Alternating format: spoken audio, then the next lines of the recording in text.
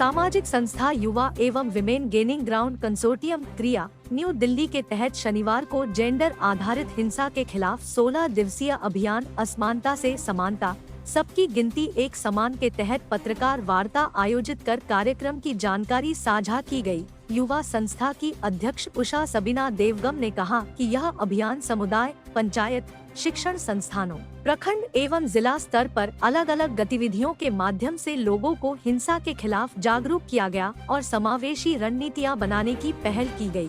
उन्होंने कहा कि हिंसा से जुड़े दृश्य एवं अदृश्य मुद्दे जरूर बाहर निकले ताकि सबका अधिकार सुरक्षित हो और हिंसा मुक्त समाज की स्थापना हो सके। झारखंड विकलांग मंच के अध्यक्ष अरुण कुमार ने मौके पर कहा कि अभियान के दौरान लड़कियों, महिलाओं, दिव्यांग जनों का सुविधाओं से पहुंच तक के बीच के खाई किस तरह से प्रभावी है। उन्होंने दिव्यांग लड़कियों को माहवारी के दौरान जो सैनिटरी पैड की अनुकूलता का सामना करना पड़ रहा है, इसे लेकर पत्रकारों से अर्जी की कि न्यूज के माध्यम से सरकार तक सैनिटरी पैड के साइज, डिजाइन व कम दर कीमत की पैरवी करें। स्वास्थ्य सेवा प्रदाताओं ने कहा कि गांव की आंगनबाड़ी में स्वास्थ्य से जुड़ी सुविधाओं को और बेहतर व मजबूत किया जाए।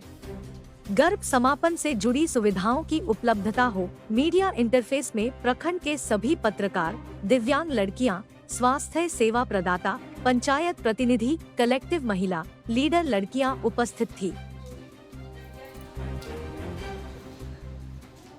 में हम अलग अलग स्तर पे काम किए हैं, जैसे प्रखंड स्तर पे, पंचायत स्तर पे, पंचायत प्रतिनिधियों के साथ जिला स्तर पे, सभी स्तर पे एक कार्यक्रम चला है, जागरूकता का कार्यक्रम चला है। और इसी कार्यक्रम के तहत आज का ये जो कार्यक्रम रखा गया है, जो विकलांग महिलाओं के साथ में क्या परेशानियां हैं और साथ में सैनिटरी नैपकिन को लेकर के जो हम सोचते हैं कि जो सैनिटरी नैपकिन का डिज़ाइन किया गया है वो विकलांग महिलाओं को ध्यान में रख करके नहीं किया गया है। तो ये एक ऐसा भी पहल किया जाए कि जो विकलांग महिलाएं हैं उनको लेकर के, उनको ध्यान में रख करके सैनिटरी नैपकिन का जो है डिज़ाइन किया जाए और उनको उपलब्ध कराया जाए।